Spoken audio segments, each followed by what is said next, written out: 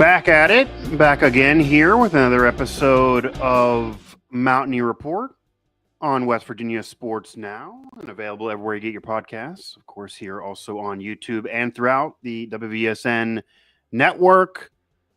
Wonder what we're going to talk about. It's a West Virginia show, a WVU football show.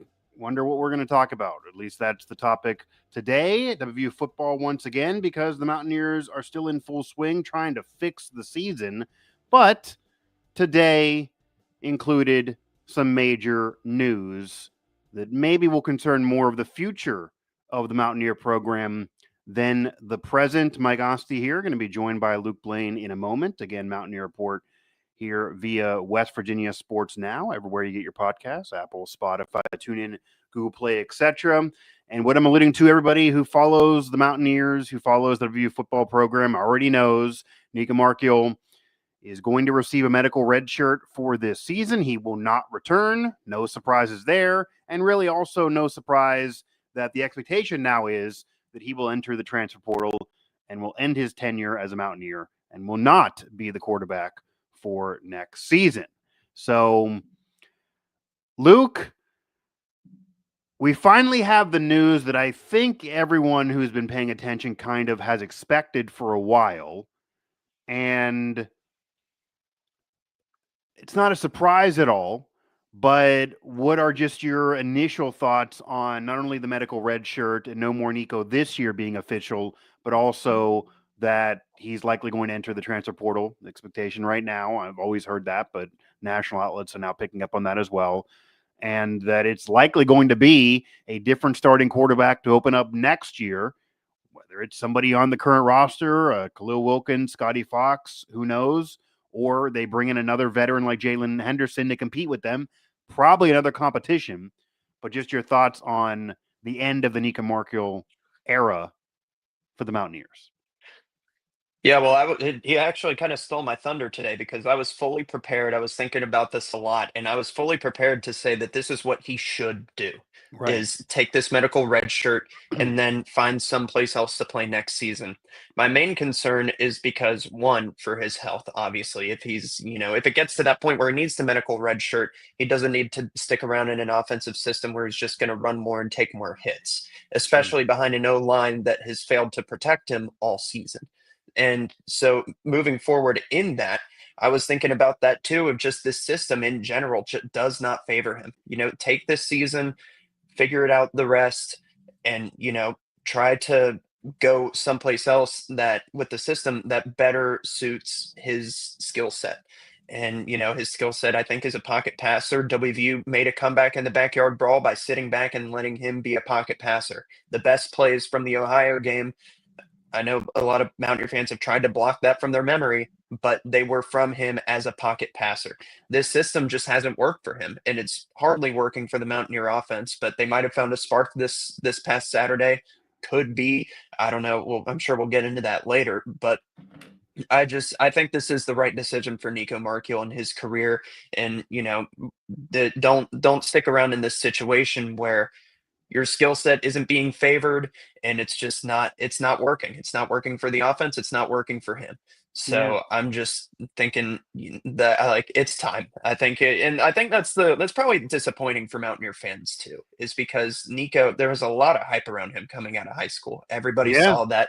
Yeah. Everybody saw that game where he made that comeback and like brought his team back from down 3 scores in the last 2 minutes, and he went viral for that. It was, I was excited. I thought he was great. I did have high hopes for him. I think he's a fierce competitor, a great kid, and he was always great to the media. Always appreciated that. Yeah. I personally, I'll be rooting for him wherever he goes. I hope he finds success, but I do ultimately think that this is the right decision for him. Yeah, I have no reason not to root for him either. I do hope he finds success, but I've been saying for a while, even before the season, even when Rich Rod got hired, that I didn't think he was going to fit the Rich Rodriguez offense.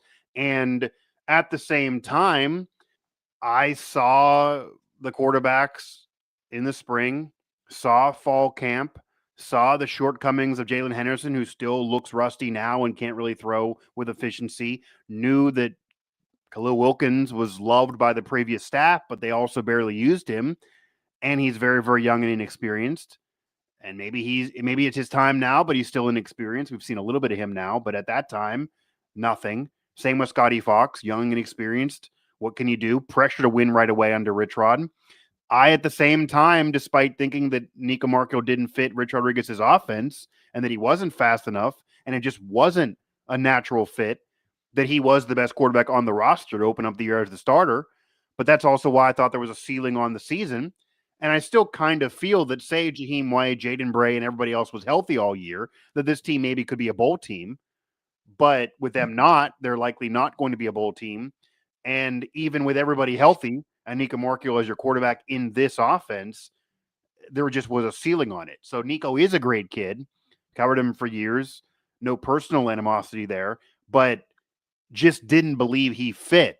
So I do feel now this is the best situation for Rich Rodriguez, for the Mountaineers, for the football program, and for himself. And once he got hurt and then self-diagnosed his injury that Rich Rod admitted he didn't know he was hurt until Nicco Marchiol came to the staff and said, hey, my foot's injured. There are people that believe his foot's been injured the entire season. There are some that believe he got hurt in the Ohio game. There are some that believe he got hurt in the Pitt game. Of course, the coaching staff is kind of leaning that he got hurt more in the Kansas game. Nobody knows for sure other than Nicco Marchiol, his doctors, and he's only seen doctors in Arizona and Colorado, not even in West Virginia. So the writing was kind of on the wall that once he got hurt, and his family is very invested in his career, maybe they also realize, and I do believe he's hurt. There are some conspiracy theorists that think he's not actually hurt. I do believe he's hurt, but I'm sure his family thought, okay, he's hurt. We're not now going to kill ourselves for the Mountaineers anymore. They're not going to fit him in. It's not going to work out here. He's not going to be the guy next year. So let's just take this medical red shirt. The Mountaineers are giving him a medical red shirt. And then once that was all decided, it does make sense for him to just move on and stay away from the program, really, because if Rich Rodriguez, we talked about this on the last show, if Rich Rodriguez is not willing to adapt his offense from what he's been running, and Luke, I guess I kind of understand it in a way, and I know I even have people here in the chat, and you always get from fans, especially the pro Nicco Marchiol camp, that you just got to cater to what skill set you have of your players. And maybe it was a mistake for him to stay and to be fully bought into Rich Rod and Hard Edge because he didn't fit in. Maybe they should have known that. Maybe Rich Rodriguez should have known that. But once they realized they didn't fit, there are some that believe the onus is on the head coach to adapt to the player. I know you've argued that. We've talked about that. But the only thing I can get from Rich Rod's perspective, his offense, when he does have the right guy, Luke, does work. When he has the right guy, his offense works. He's had more success than Nicco Marchiol for sure. And separately from that, if you're going to go down and have your win percentage bar that can get you out of the Hall of Fame consideration, your legacy ruined, the whole thing of him having pressure to win now, but certainly next year if this year doesn't go well, if that's all going to go negative for you and your Rich Rod, I'd rather sink my way than with a guy that I don't really think fits me. So maybe that's a stubborn mentality, but maybe that's also his mentality here. And that's where it is. But once you get to that point, knowing how stubborn Rich Rod is and knowing that he's not going to adapt, and you have Nicco Marchiol and everybody believes he doesn't fit, then this does make sense for him to move on. And maybe in retrospect, maybe everybody, the coaches, and even him should have realized the fit wasn't going to work ahead of time. And maybe he should have transferred prior to this year. But with the medical red shirt, he'll still have eligibility left. And yeah, I wish him well. But even if he wasn't hurt, I guess I'll ask you that. Say there was no injury here. Say there was no injury. Do you think he's back next year? Or do you think that regardless of the injury, that because the fit wasn't working and Rich Rod's not going to adjust, that he probably still would have been looking to transfer? I was thinking about that too. I think that, say he, like obviously not meaning to, speculate about an injury. Say Right. this injury came from running the ball during a play, takes a rough hit, in Rich Rod's system. That's a wake-up call. Football is one of those sports where the pileup of injuries can offset somebody's career, Right. especially if you're looking to play at the next level. And that's not me saying that Nico is like going to be like a draft pick in a couple years, but Sure. he obviously most likely has that in mind. Every player does. Yeah. So thinking about that in his future, especially in a year where it's just not working, and it's not working just whether it's a personnel thing or you know just whatever it is, it's not working, and this season isn't really going to be what a lot of Mountaineer fans hoped it would be. And I think that's a large part just trying to force the square peg in a round hole of having Nico go out there and try to run a system that he's not the best suited for. So I would say, even if that injury wasn't the wake up call, I have to imagine that the record at the end of the season probably would have been anyway. And, just trying to play this style of offense at the Big 12, not saying it can't work. It's just not working for Nico and it's not working for WVU right now. So I would have to think that transferring would be on the table if the season continued to spiral. I mean, they've lost the past two games by Yeah. a ridiculous amount of points. And a large part of that is the offense just hasn't been working. And,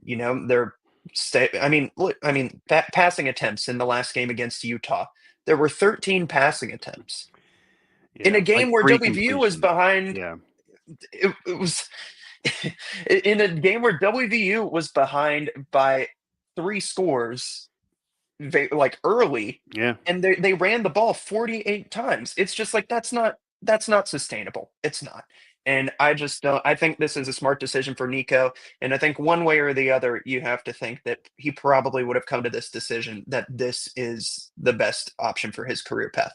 Yeah. And it's maybe a blessing in disguise for him in terms of his career because while he would have had a year of eligibility remaining and could have made this decision anyway, and again, to give both sides to this, Luke, I think he probably would have made the decision at the end of the year. Okay, it didn't work with Witchrod, and the program probably would have made the decision because, as you know, when players are transferring, it could either be the player wants out or the program kind of tells them, "Hey, this doesn't really work out for us anymore either. You're best to transfer." It was a mixed bag this past year since Rich Rod got hired. Some players chose to leave after the spring, and a lot of them he sat down and said, "We're quote unquote cutting you." So that did occur, and he maybe would have had to sit Nicco Marchiol down and said, "I know you're going to be a senior, but I got to win next year. You don't fit. It didn't work out. You didn't do the Tyler Huff thing."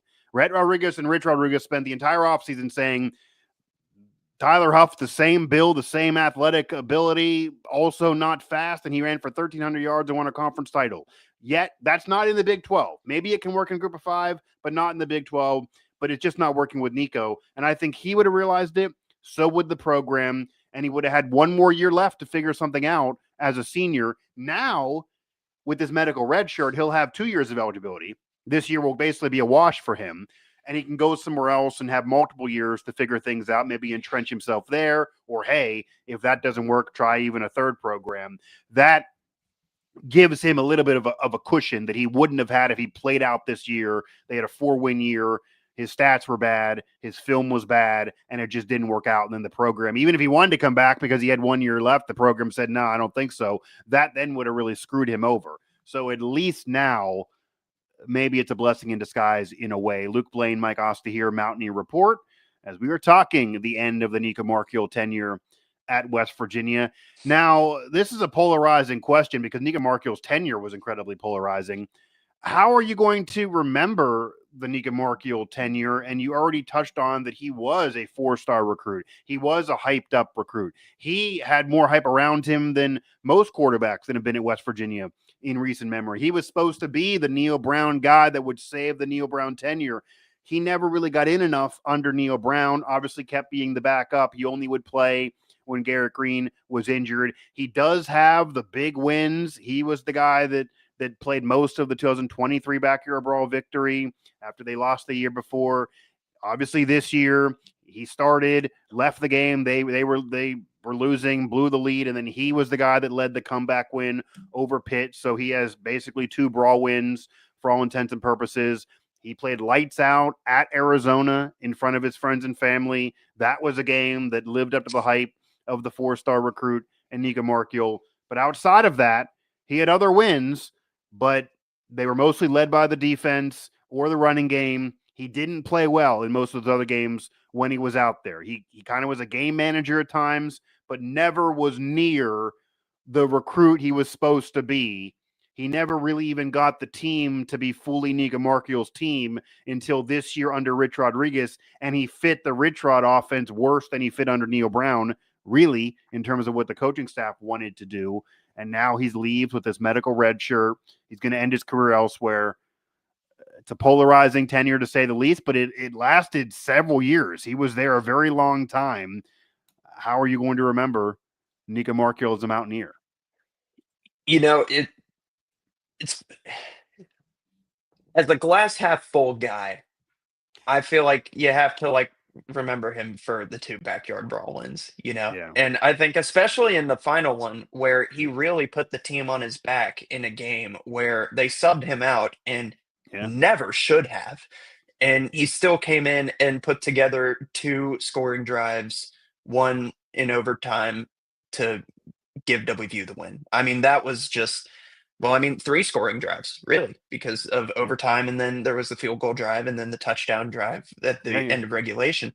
It was just to step in at that moment in front of that crowd in that atmosphere. I think that's just an incredible thing. But there also it's kind of funny that you should mention it, almost this sense of what could have been too. And if, like I said, if you did have that favorable situation from a schematic standpoint or things like that. So that's I'll always think about that, but what could have been in terms of, uh, you know, if he was in a better system that let him sit back, be a pocket passer with a line that protected him. Yeah. But, you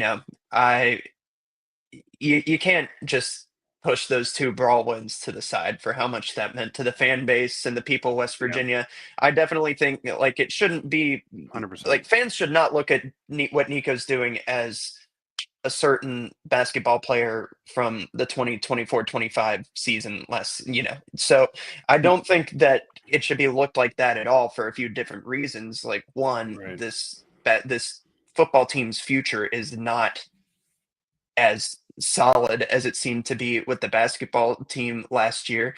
And it's just, I think that this is truly what's going to be best for him. And I hope that looking forward, it doesn't turn into what could have been. I hope he goes to a place where he finds success and wins games and, settles into a good system that favors him. But yeah, for me, I gotta say those 2 brawl wins were really fun to watch with him going out there and winning them.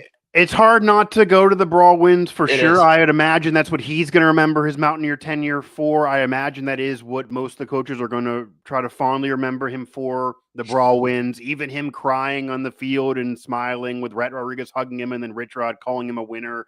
It's just crazy how that was not that long ago. And now we're here with a medical red shirt and his tenure coming to an end. And it does feel like, though, there's a what if always going to be attached to it. And the weird part about the what if, Luke, is I get he was a highly touted recruit, but part of the what if, I'm not sure what else could have been done, because you were not going to start. There were some that wanted this, but it was just crazy at the time. You were not going to start him over Garrett Green, especially after Garrett Green. There were some that retrospective want to have Garrett Green win the Mayo Bowl and then be benched. And obviously he had a bad final year as a Mountaineer. He definitely regressed. The team regressed. But it's you mean you wouldn't have put him in at slot receiver to start? Right. I mean, that's always going to be a what if. Is after Garrett the Green year he had at quarterback?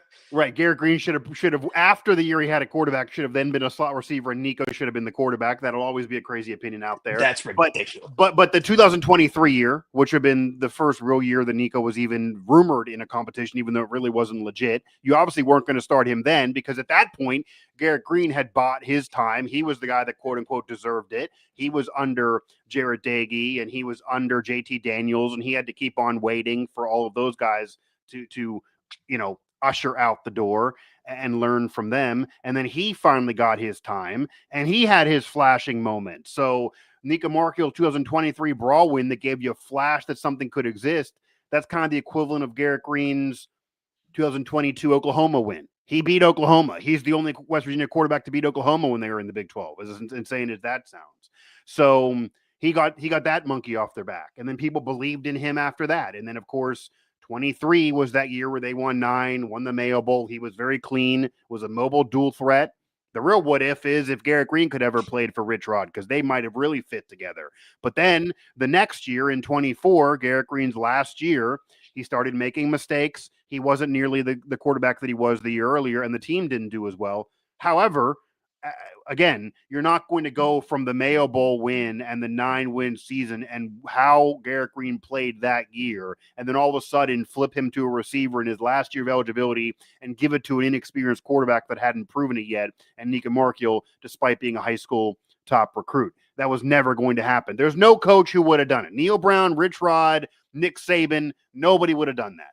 So that was never going to happen. And then you get to this season, Nicco Marchiol did deserve, I don't like the word, but he was the best option after the offseason to be Rich Rod's starter here in 2025. He outplayed Jalen Henderson, Khalil Wilkins, Max Brown, Scotty Fox, whoever you want to name from the offseason. He was the best option. But now that we saw several games, he just didn't fit. So best course for him to actually get this medical red shirt, have 2 years left, and for the program to also move on. And both sides probably want to move on after realizing the fit didn't work. So all of that can be true. And that's the only weird part about the what if story. Yes, you remember the Brawl wins.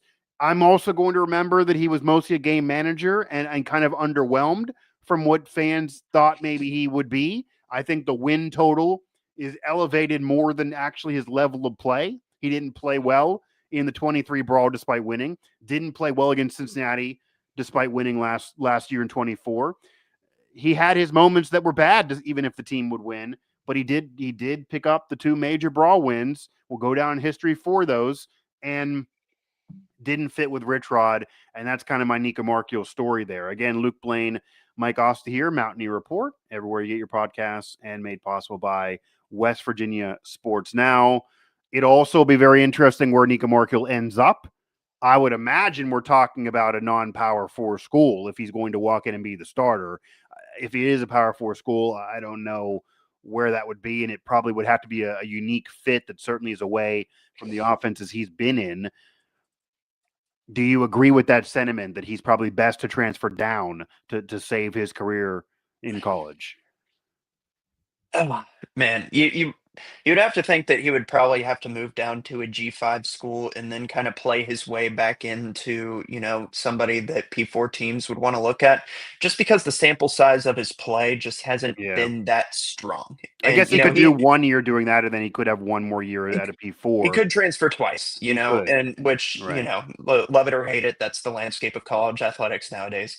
Right. I think that, like based on the sample size of his play, looking at, aside from the Arizona game last year, which, he played a very good game. Yeah, but also it's just like, he has 3 drives from the backyard brawl, including overtime. And it's not like, it's not like they really trusted him fully in the system in his redshirt freshman year, whenever he went out there and helped beat Texas Tech and Pitt in the brawl. So just based on the sample size, you'd have to think, I'm not sure how many teams would, from the P5 level, would really give him a shot, unless you're looking at one of those lower end P4 schools. Certainly not pay him that much. Even if they give him a shot, he's not going to make that much money. And I know he got a raise from 24 to 25 to come back to WVU. They probably regret that raise. Obviously, that was wasted money now.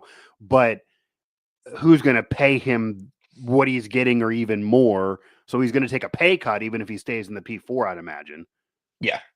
So that is true, unless he wants to go to one of the lower end P4 schools, maybe like a Northwestern or a Purdue or something like that, just to try to stay at that higher level of play. But then again, with the players that they have at those schools, they would get washed by in conference play still. So I don't know. I think he may have earn his way into a higher G6 school, looking at something like that. But I think that, wherever it is, I think the most important thing to help him showcase his talents is going to be the system.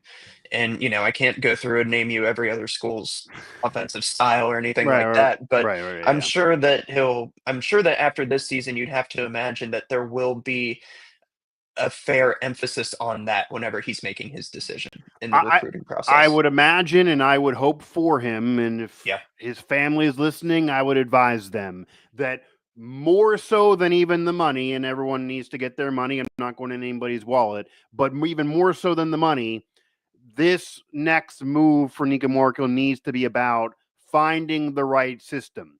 Not even so much the right coach, because I do believe that he liked being around Neil Brown. I also do believe that he bought into Rich Rodriguez's hard edge mentality. I don't think he was lying when he said that he loved Rich Rodriguez's hard edge way. I think personality wise, Rich Rodriguez did like him. Again, the fact that he benched him, he didn't pout, he was still a leader, he showed the fortitude and the moxie to go back in there. I think Rich Rodriguez respects Nicco Marchiol as a warrior out there and as a player for him. I think he's not going to say that he loafed or was a slouch. He played with hard edge, but you can play with hard edge and be respected and not fit in the system. I think Nicco Marchiol needs to make sure that his next stop is a place that he fits into the system, wherever it is. I don't think they need to have this mindset they got to be in a P4. They got to make 300 grand at minimum or whatever. They need to go into a spot that is right system-wise. And if that is a group of 5, because in this era, Luke, it's not the same stain that it would have been 10, 20 years ago, even 5 years ago. If you win enough games, you have a greater chance of getting in the playoff in this era, lower than a P4 than ever before. I mean, the great UCF and Cincinnati teams of the past, they were, Cincinnati got in, UCF did not get in. Schedules kind of moved them down in terms of respect. That's not as much of an issue now as long as you win. And usually there's still a big game or two. Look at Ohio. They played West Virginia. They played Rutgers. They played Ohio State. Usually those group of 5 schools that are worth a damn are going to have at least one or two solid game on the schedule. Not all the games, but one or two solid games that will allow him to showcase his talent against a Power 4. And maybe the other games will be able to really impress and put up some numbers because maybe it'll be lower competition than even his skill level. But regardless, he needs to go to a place that fits his system. And if he can go to a solid group of 5, a Tulane, something like that, and throw some points up and throw some numbers up and have some fun and win some games, even if at their level, even if he kind of gets a stain that he had to do it away from the Power 4, that's better than his value now, because his value now is a few solid moments, not enough film. I mean, I talk to coaches, they pick him apart. Like, he's won games, but the end of the 25 brawl and the Arizona game, that is almost it in terms of solid film. Texas Tech, film's not great. 23 brawl, film's not great. Even in wins, Cincinnati, film's not great, even in a win. So that's what he's up against now. And I don't think now that he's going to go on the open market, he'll have as much wiggle room to command things or demand things like maybe he would have had after 24 going into the 25 season at West Virginia. And in retrospect, maybe they regret coming back. Maybe the coaching staff regrets bringing him back.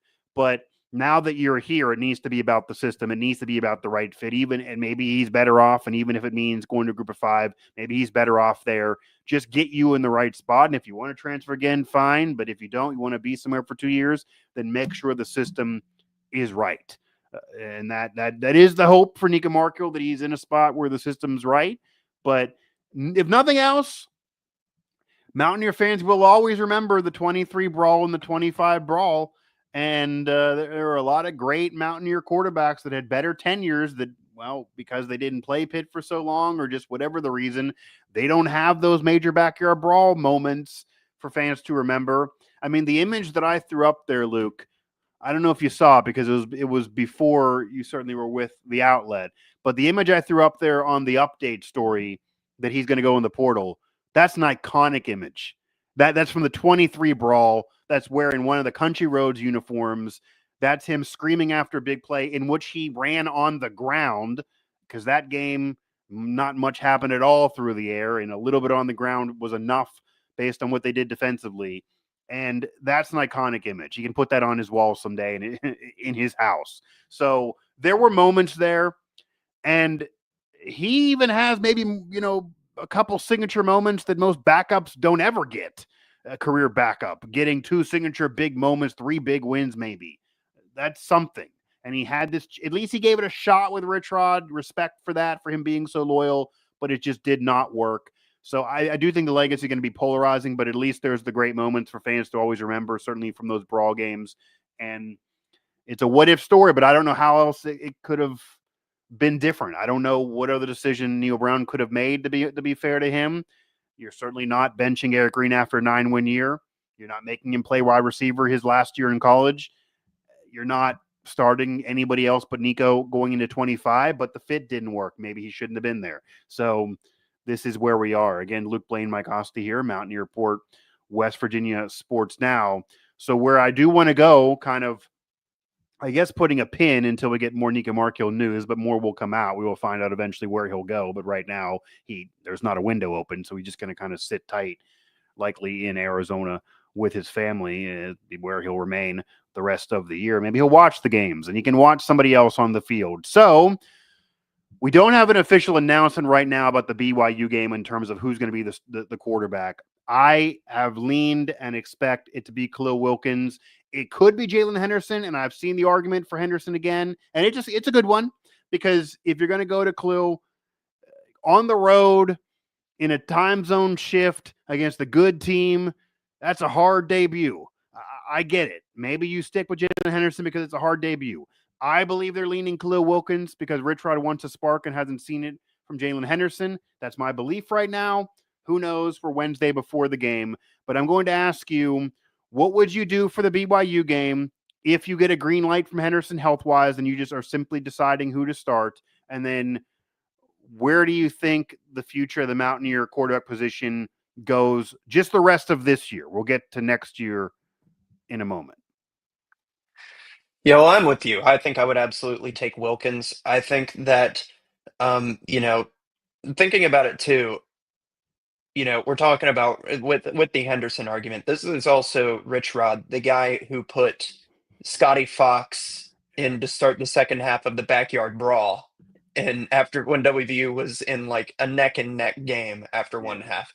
So I don't really see Rich Rod being that kind of a.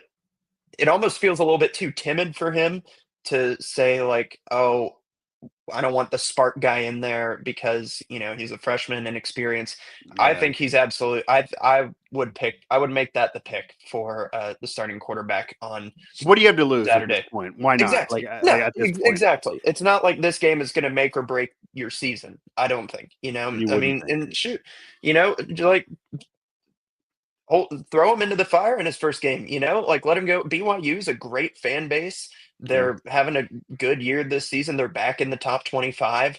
So, I mean, this is trial by fire right here. Put Khalil Wilkins in there. Also, Khalil Wilkins this season is the only quarterback not named Nicco Marchiol to have a passing touchdown. And he almost he almost Yeah. had two on Saturday. Yeah. One of them with the OPI against Rodney Gallagher. But no, I mean, but the thing to me is Khalil Wilkins got into that offense and he looked comfortable. He was comfortable using his feet. Sure, he Yeah. had some errant passes, but he was putting it down the field. He was being aggressive, and He maybe looked that he was looked more comfortable than Scotty Fox did for me, because they're both absolutely, young and experienced, and some people prefer Scotty Fox over Khalil Wilkins. They're both dual threat quarterbacks who mostly run. But we've seen them both now, and I do yeah, think Khalil Wilkins looks more comfortable, and he's been a better passer. Scotty Fox has made yeah. 2 really horrible decisions when he's trying to throw the football. Yeah, and I mean Khalil Wilkins, the pass up the seam to the tight end, a lot of people will, there's enough blame to go around there on that play. Like Yeah, Right. it was a weird pass, but it hit him in the hands, could have brought it in, but you just kind of shake that off. But it was a good decision and it was perfectly timed. And I think that's the big thing right now is timing in this kind of RPO option read offense. And with Khalil Wilkins in his case, he threw it downfield. He threw it with some pretty good accuracy. He had Mhm. some good zip on a few of his balls downfield. Yeah. I really do think that Khalil Wilkins is the clear answer here. And Neil Brown was very high on Khalil Wilkins. He was Very much so. Yeah. talking about him like he was up next. And of course after Nico, ideally, I'm sure for in Neil Brown's case. But Right. I think, I haven't seen I just don't see Henderson as being the passer that they need, and I just don't think Scotty Fox's decision making is there to trust him with the offense. And not saying that Khalil Wilkins is, but thinking back to the tape from last week, I can't think of anything that he did on the field that was egregious enough to say you absolutely can't put him out there to start a game. So I don't know. Yeah. We might have the battle of the freshman quarterbacks on this coming Friday. Yeah, maybe WVU can mirror what's happening in the NFL with the Cleveland Browns, maybe. And you go to one young quarterback, you give him a week or two. They're going to do it Dylan Gabriel first. And then if that doesn't work, or maybe even if it does, because you just want to figure things out since they have a couple first-round picks for next Yeah, year, maybe I both think guys aren't going to be on the team. You then yeah. try the second guy. So to that point, obviously Rich Rod wants to win this year and wants to save this year. And I'm sure he still believes they can get to in the bowl game, which would be a major win for this season. But maybe you just kind of give both guys the time. Maybe you try Jalen Henderson a little bit again in the middle of games because you could have those two young guys start games, switch it off, Khalil Wilkins start, and then maybe we're still going to see Jalen Henderson if he's healthy. He's going to do rotation. So whoever starts is not playing the whole game. Somebody else is going to come in at some point. Maybe it's the young Scotty Fox. Maybe it's Jalen Henderson. Maybe he's trying to preserve Scotty Fox's eligibility, which is why we haven't seen him after seeing him initially for a couple games in a row. He actually was the guy that replaced Nicco Marchiol first in the Ohio game, which was initially what Rich Rod got annoyed with me because I asked him, why did you go to the freshman over the Power 4 transfer and put Fox in ahead of Jalen Henderson? After that question, ironically enough, we started seeing Henderson more than Scotty Fox because we saw Scotty Fox then in the brawl in replace of Nico when he should never have really been there. And he threw those two picks, and that kind of was the end of the line for Scotty Fox. But blessing in disguise has been now we are able to see a little bit of Khalil Wilkins. And I will say something here. Maybe people won't believe me, but I swear on my daughters with this one that when the Mountaineers recruited Khalil Wilkins, one of my initial thoughts was just reading about him, hearing about him, and I'm not going to pretend that I knew and watched all his film down in DC, but just knowing about him and seeing his size, the film that I did watch, the videos that I did see, one of my first thought was, weirdly enough, this is a Rich Rodriguez quarterback. And that was before Rich Rodriguez came back. We're talking a couple years ago when they were recruiting him. And obviously that was under Neil Brown, and Neil Brown brought him over and ended up signing him. And he fit the West Virginia dual threat mold that Neil Brown eventually even said publicly, this is what we're going to have to do. This is Garrett Green. This is what we're going to bring in. He was going to do this, even if Neil Brown stayed. He said, I was going to bring in more dual threats. And as you're mentioning that, it was likely going to eventually be Khalil Wilkins' show. This year, with Neil Brown there, I'm sure it would have been Nicco Marchiol. He had loyalty there. It would have been Nicco Marchiol. But even if Nicco Marchiol had 2 years under Brown, and then it was Khalil Wilkins is just a freshman. At some point, Khalil Wilkins was going to play under Neil Brown if Neil Brown stayed and had 8-9 years at WVU. So you look at Khalil Wilkins now because Rich Rodriguez is there. Neil Brown is gone. I thought at the time that he was more of a Rich Rod style quarterback. He was that dual threat, but he really wouldn't fit under Neil Brown. Now Rich Rod is there. And I still believe that Khalil Wilkins provides you the highest ceiling of anybody on the current roster to run the Rich Rodriguez system. Once again, I'm now going to repeat myself because people try to misconstrue that into him being the best quarterback. I am saying that I believe Khalil Wilkins gives you the highest ceiling and the best chance of success to run the Rich Rodriguez offense, which, Luke, whether you like it or not, no matter whether any fan likes it or not. This is the system. He's not going to change it. He's also not getting fired after 1 year. This is it. So if this is it, and yeah, you can argue that stubbornness. I think he's also been a Hall of Fame resume doing it this way. And there's been peaks and valleys. There's been years where it didn't work out, but he's proven it can. So Khalil Wilkins is likely going to provide you that highest ceiling from even higher than Scotty Fox, who's fast, but he's even showing that he's not as comfortable, and the decision making is even worse than Khalil Wilkins. I mean, Khalil Wilkins so far went in is 3 for 6 for 39 for 3 for 6 for 63 yards, has a 39-yard completion, which is one of the longest plays from scrimmage for any Mountaineer this season. He also has 39 yards on the ground, does have the touchdown that you mentioned, a QBR of 82, and a completion percentage, obviously, of 50% there, 3 for 6. Nothing to fully write home about, but better than what we've seen from any of the backups so far, certainly even including Henderson when he had that start against Utah and what we've seen from Scotty Fox. So with Marchiol out of the equation, I would go Khalil Wilkins. And if Khalil Wilkins goes out there and throws 4 picks, then maybe give Scotty Fox another show, maybe give Henderson another look as well. Who knows? Make this a year of evaluation all year, like the Browns are kind of doing with their quarterbacks, and then see what happens for next year. But for me, Khalil Wilkins really fits Rich Rodriguez. Even body type, he looks like a Pat White. He's fast. He has that slender build, but there's enough bulk on him that he can take a hit or two. He, from what I've heard from coaches that were there with him under Neil Brown, they're even now with him now. Even the Neil Brown staff, when they were departing, I heard from many of them, including one night at the GOAT, when many of them were there, they all were saying, with Rich Rodriguez there, he's going to fall in love with Khalil Wilkins. That was said many, many times. He's going to fall in love with Khalil Wilkins because he's going to get flashes. Oh, this is Pat White 2.0. He's going to think this is Pat White again. And I'm not saying he's going to be Pat White. Pat White's a legend of the sport. But I think he fits into what Rich Rod wants to do better than anybody else there, and maybe better than anybody else he can get in the portal. But to go now to the future, I would imagine they're going to try to bring the young quarterbacks back in Khalil Wilkins and Scotty Fox. Brown and Henderson, eligibility will be run out and they'll both be gone. Nicco Marchiol obviously gone. Maybe Scotty Fox wouldn't want to stay, but say they both do and they want to compete, they're going to come back. And unless Khalil Wilkins becomes Pat White and shows you that the end of this year, no one's going to get any job handed to them. They're going to be in a competition. You bring the young guys back. And then I also imagine they go bring a veteran from a power forward that maybe lost some favor somewhere, kind of like a Henderson type transfer to compete with them in the offseason. And we kind of do this over again.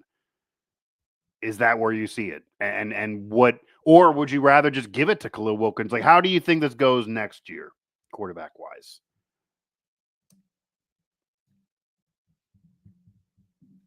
Sorry about that. I think you have Yeah, to you look at muted it. yourself there. I was like, I didn't. Yeah, I know. Well, like I have 3 roommates, so No, you're good. sometimes. You're So good.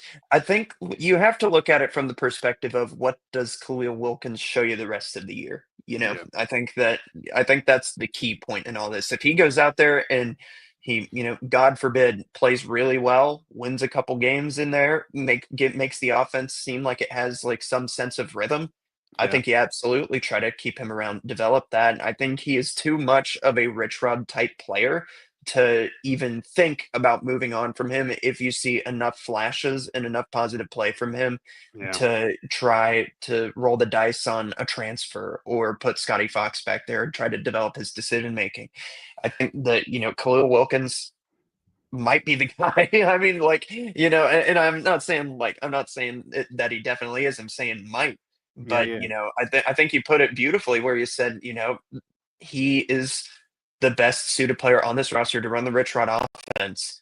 But also just that I think it's really evident that it's like night and day watching him and Nicco. Not, of course, not saying that he's a better player overall than Nicco. Yeah. He just absolutely is better fit for this system. He can take off.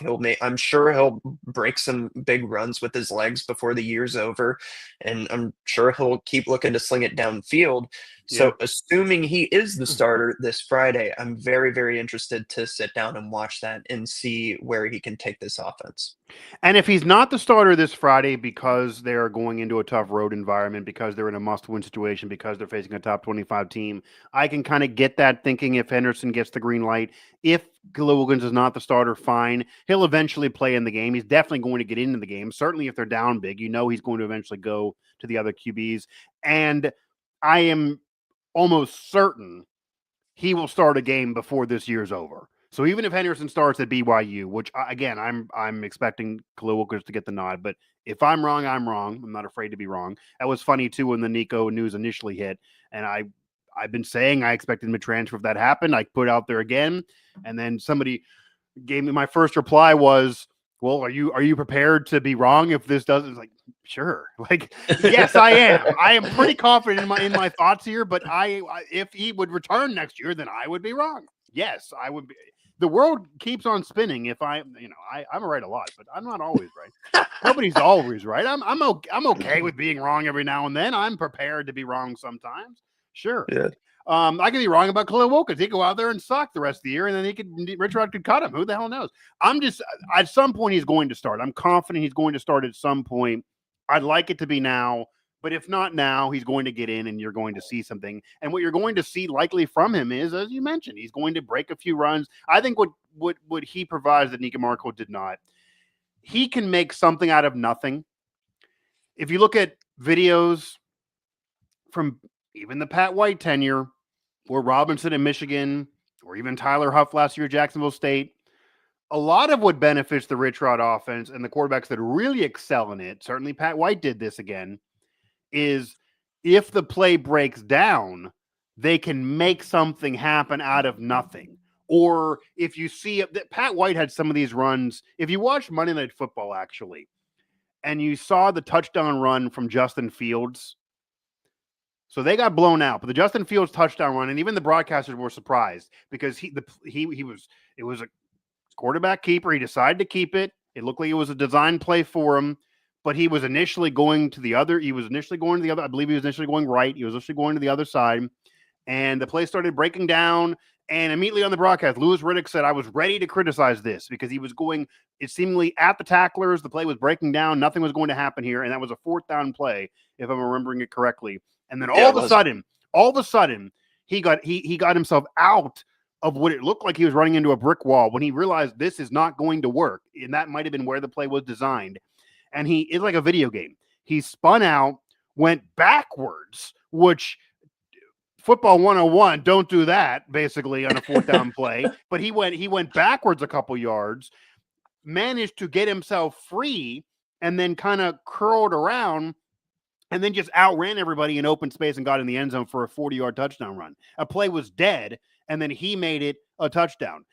That play reminded me of watching that of Pat White under Rich Rodriguez. That is what Pat White did all the time.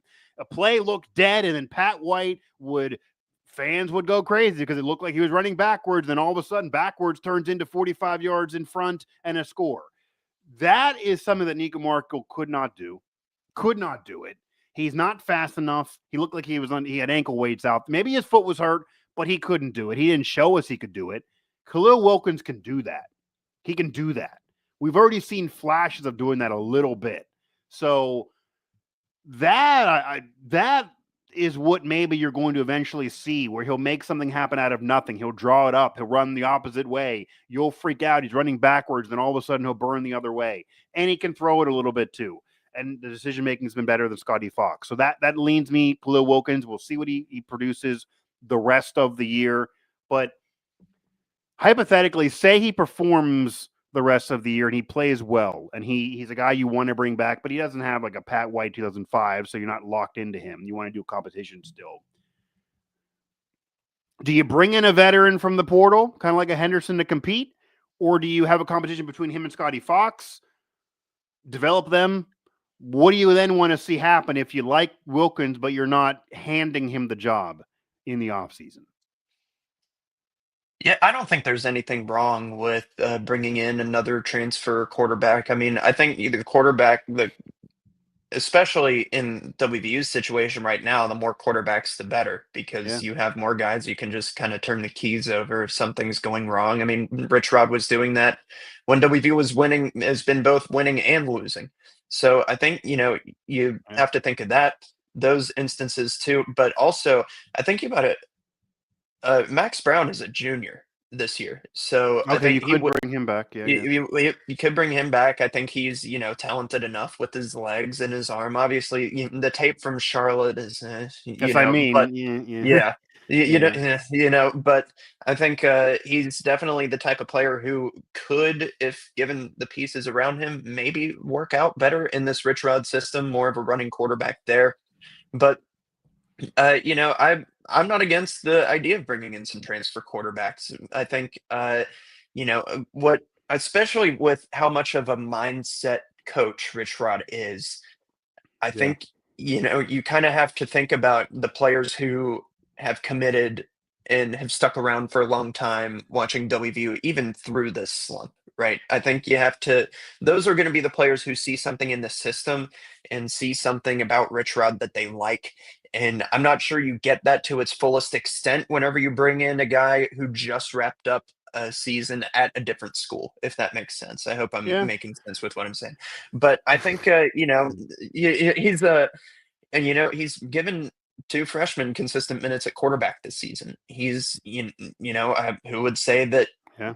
you can't say that going into next year, any quarterback would be fully out of the mix for a potential playing It could time, be starting minutes. So a it, five it, rotation competition it could again. You'd be like to the have the exact same thing competition next year. be whittled down to only one or two or three guys at the most. You like to have it narrowed down, even one quarterback versus another quarterback, but it could be five again. It could be everybody again. Of course, yeah. So And I think that's where I'm thinking about it with too, is whoever he brings in, look out for him because he might just get on the field. I'm yeah, not yeah, exactly.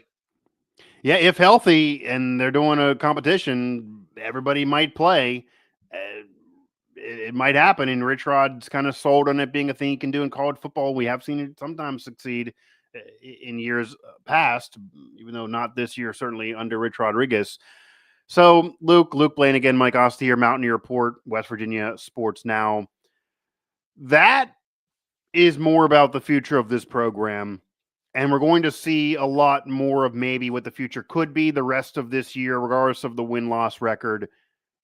You need to see a spark. Maybe you want to find out what you have in Chloe Wilkins, maybe even Scotty Fox too, if you're Rich Rodriguez. There's a lot to play for if you're the coaching staff in this program, even if you don't make a bowl game this year. With all that said, the next one up is BYU on the road at their place against a ranked opponent. And then, fortunately for the program, they have a freaking bye after that because it's been a late bye. Rich Rodriguez has even said this publicly. They could have used the bye weeks ago. There are schools that had a bye 2 or 3 weeks ago, and the Mountaineers have yet to have one. So then they're going to have a bye. Then UCF, TCU. The schedule doesn't really get that much easier, and it ends really tough with Texas Tech and even Arizona State in there. But for this next matchup against BYU, is there a path to victory and a chance to upset the Cougars? This is the largest spread against the Mountaineers. Again, we really don't know at quarterback going into the game. At least it's not out there publicly. I put out what I think is going to happen, but it's not factually known. They're still very banged up. They could have some guys return. I think there's a good chance Ty Edwards returns, but nothing's a guarantee. He may not play again for sure. And the vibes of knowing the Nicco Marchiol era is over maybe aren't great for this team, but they're on the road. They're away from the fan base. BYU is riding high, and they're very, very good. Is there a path to an upset? What can be done to lead them to this upset? What has to happen for them to upset the Cougars? Can you try to give us anything in any of that, or is this just a wash and there's no shot? I I like to think I have an any given Saturday mentality, and Okay. Any given I Friday roll night my mentality? I roll my eyes as I say any Friday night that goes into Saturday mentality because Right. with this 10:30 kickoff. Yeah. But I think, we've talked about it before, but this is another game where you're kind of seeing that mobile quarterback, run the quarterback style of plays, probably some option RPO mixed in there. Of course, I've said that the past 4 weeks, and WVU is only 1 for 3 in those games, or 1 and 3 in those games. And it's usually a situation of the defense waiting for the offense to catch up. Yeah. And this past weekend wasn't that. Utah had its way with WVU from the very beginning, and that's a problem. And I don't know. I haven't watched much tape on BYU, I'll confess, but they've looked good so far this season. They're 4-0, ranked in the top 25. I did watch a good bit of the game against Colorado. That was a great game. And Bear Backmeyer is having a really good year, both on the air and in the ground. 61 for 90 passing, right at the edge of 700 yards passing, 6 touchdowns. And on the rushing side, 37 attempts, 163 yards, and 4 touchdowns. I mean, he's getting it done both on the ground and in the air. Yeah. So I think you have to try to think that maybe the defense is a bit more settled in. Of course, Bear Backmeyer isn't a Devin Dampier. He's not this guy who's been around the game a long time. He's a true freshman that's getting the start at a P5 team. Yeah. So I think that looking at this, you have to think of the ways that you can put pressure on him whenever this defense does blitz. That usually works out a little bit for him, but just try to make the true freshman quarterback uncomfortable. I think that's a key for it. And also just settling down on offense a little bit. And of course, settling down on offense is not like something that they do. Like, even if things are going well, it's just the hurry up play after play after play. But you have to give your defense time to rest. I mean, of course, I don't think the showing was as strong, even if you would have gotten some more first downs against Utah. But I mean, against Kansas, I mean, the defense was just out there forever, it felt like. Yeah, and they were exhausted at the end. I think that's why they played poorly at the end when they were better in the beginning of that game. And when you have a high tempo offense and then you have a 3 and out and it's immediately punting the football, the defense gets like a minute and a half break before they even sit down. You're already sending the punter out there because you're not even taking time in the middle of plays. So your 3 and out is 30 seconds quicker than most teams' 3 and out. That is a problem when your offense does nothing and you're exhausting the defense. And the defense was great earlier in the season. Even in the Ohio loss, the defense is great there in Athens. But maybe they've worn the defense out. Maybe they lost the chance to have the defense win them some games. I think the only path forward for the Mountaineers to upset BYU is they have to get, I'm saying it every week, they have to get turnovers. They got a lot at the beginning of the season. They haven't been getting as many in recent games when they've been getting blown out. They have to cash in these turnovers into points. They can't get them and then just have them mean nothing. A defensive touchdown maybe would really help out because they've still been waiting for that one, even with all the turnovers earlier in the year. And then separate from all of that, they need to find some rhythm or consistency on offense. I'm not expecting them to score every possession. I'm not expecting the Pat White offense to happen here, but they need to find some sense of rhythm, something that would make it so the defense is not exhausted, is not out there after a minute and a half.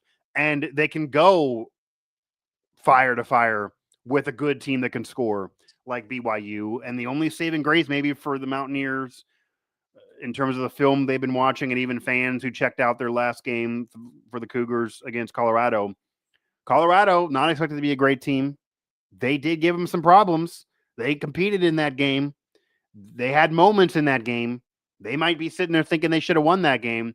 So if they can do it, maybe you can. That might be the thinking for the Mountaineers staff. That might be the thinking even for some fans that really want to be optimistic.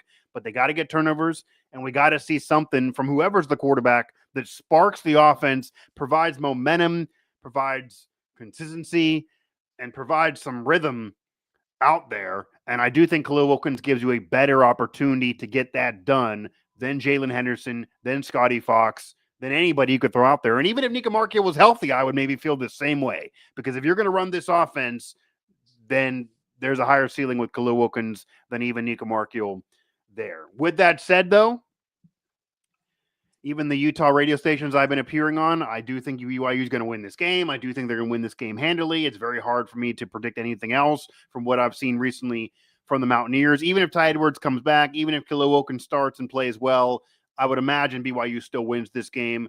I imagine they still win this game by multiple scores. But what I will ask you to close this up, this spread, last I checked, I believe is 19.5. Maybe it's 18.5. It's one of those. It opened up at 19.5 to open the week. I've heard 18.5 from some, 19.5 from others. Say the spread is even the lowest common denominator there at 18.5, but I've seen it 19.5 for some. Utah covered the spread. Kansas covered the spread.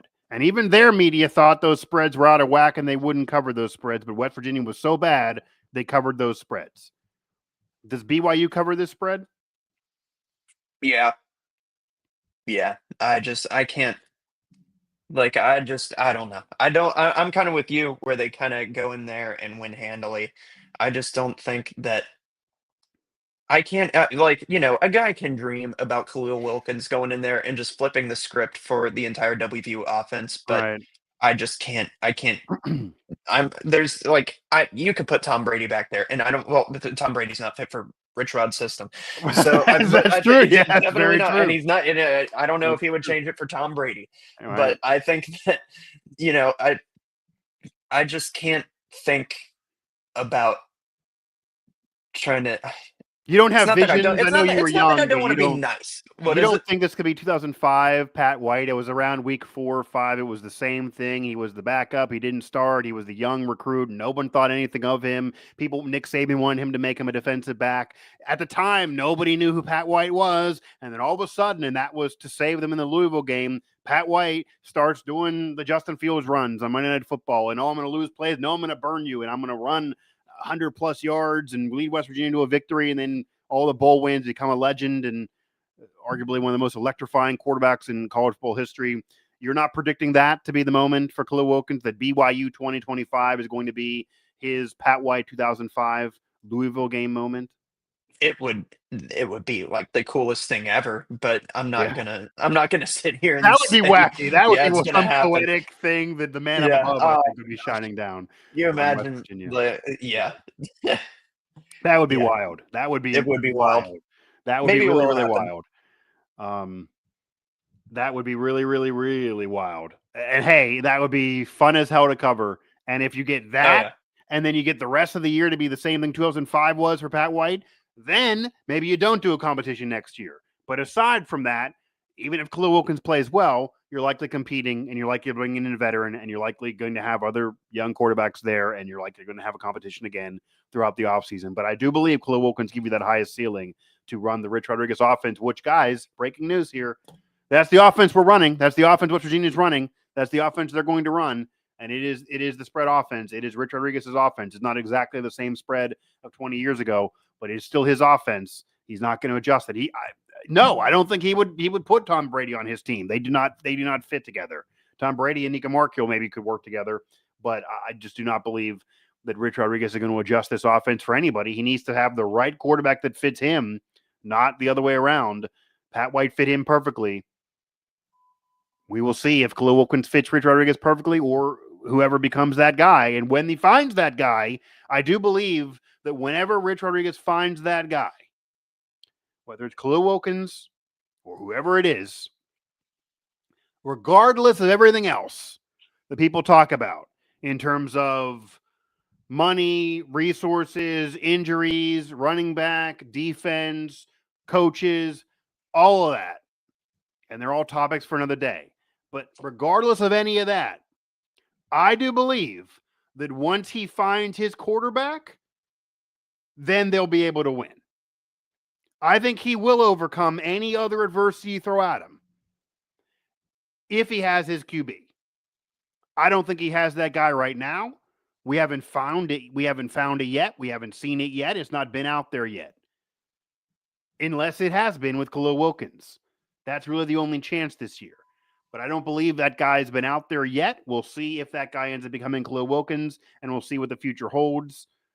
He's at least not been out there as a starter. But we will see. When Rich Rod gets his QB, I think they can win. But until that time, they probably can't. And maybe that'll be Khalil Wilkins. Maybe it won't be. I'd like to find out. I'd like to see. And then next year, we'll get to probably do this song and dance all over again. That'll do it for this episode of Mountaineer Report, kind of putting to bed Nicco Marchiol's tenure at WVU and looking ahead to the quarterback position this year and into the future. And do they have a chance against BYU? Well, find out at 10:30 p.m. Eastern Standard Time on Friday night, and stick with me until the end of the coverage at 3 in the morning if you're watching and tuning in on the East Coast. Luke Blain, Mike Asti here. Check out our coverage at West Virginia Sports Now and find Mountaineer Report everywhere you get your podcasts.